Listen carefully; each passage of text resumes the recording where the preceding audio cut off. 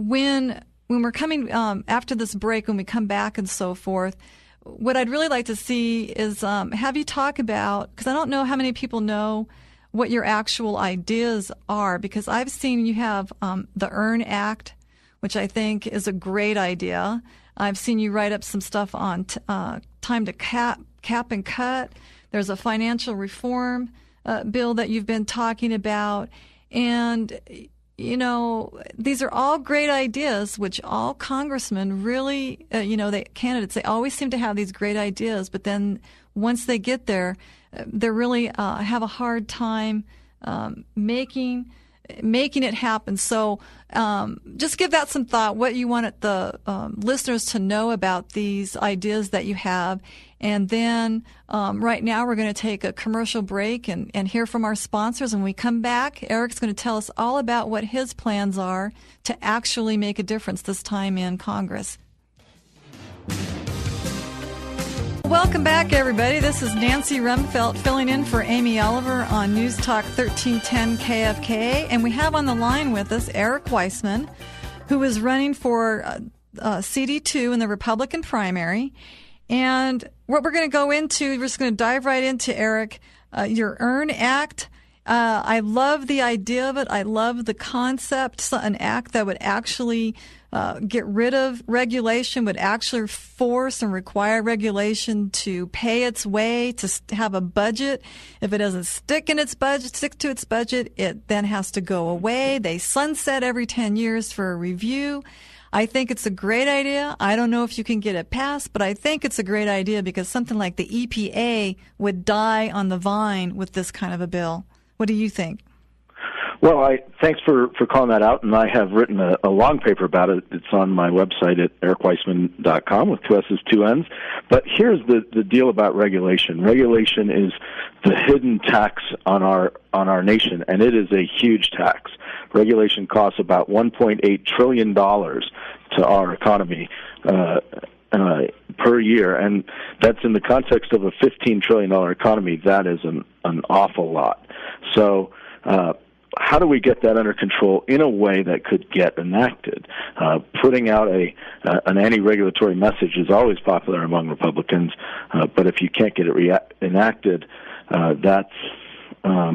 then you haven't done that much good. So the EARN Act is designed to be something that could attract some support from the other side. I think even people on the other side have a sense that there's too much regulation and we need to scale it back. So the key is, and the innovation in the EARN Act is that every new regulation has an evaluation of its economic impact, and much must be paired with a repeal or a modification of another regulation that has an equal or greater impact, so that the burden of regulation at least stops. Of course, we want to shrink it over time, but for now it at least stops, and we can get rid of silly regulations that burden Americans to make room for regulations that make more sense in an emerging environment. Now, that's the kind of thing that can attract support from both sides of the aisle.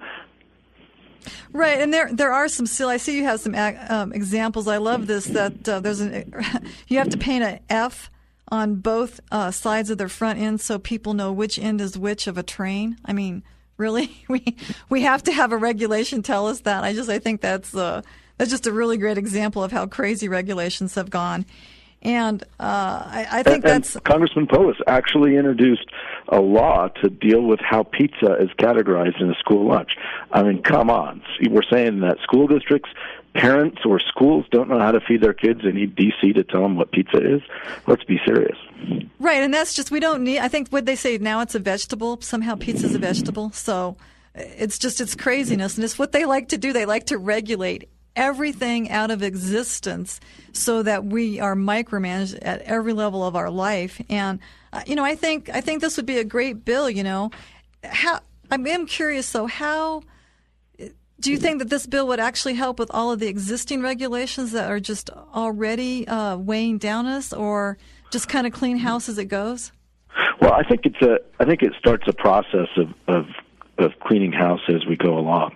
We'll never get Democrats to agree to wholesale hacking away of regulation as much as we would like to do it. But this lets lets the executive branch say, well, these are the ones we really need, and we'll get rid of the ones that aren't working anymore, or get rid of the ones that have costs that far exceed their benefits, and let's improve our regulatory regime that way. Now, here's another piece of the EARN Act that I think is really important. One of the problems with regulation is that it takes decision-making on very important matters out of the hands of elected officials and puts them in the hands of unelected bureaucrats in all the different agencies in D.C.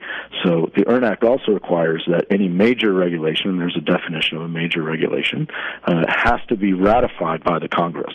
So the Congress will stand up and say, yes, this is what we meant, this is okay with us, and it will reduce that ability of Congress to pass the buck and make Congress accountable when representatives come home for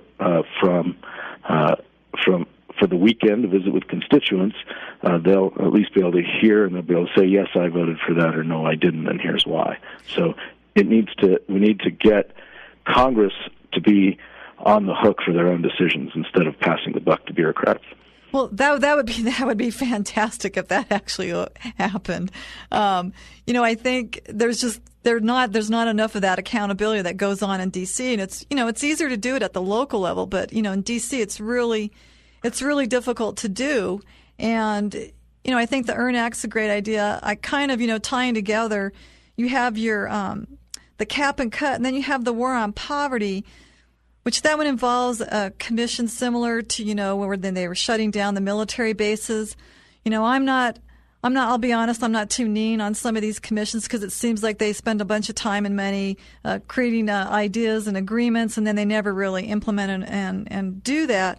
But I do think you're right that the war on poverty, it isn't working. And under President Obama, we actually have more and more people, having to rely on the government for their way of life and, home, food, and, the spending that should get brought back down to 20% of GDP is directly related to all of these massive entitled programs that are out of control. So I think it'd be good if you could implement that. Well, there's 125 poverty programs in the federal government, 33 related to housing, more than 20 related to food, and so many of them don't reflect our values. And so I really think it's important that we take a look at them as a group and not try to pick and choose and do them one at a time, because right. We'll never get through it that way. Well, because we're coming up on a hard break soon, so why don't you quickly tell people, how they can get a hold of you, and then hopefully we'll just have to see what the results are on June 26th. Well, thanks for having me with you. The best way to reach out to us is through our website, which is ericweissman.com.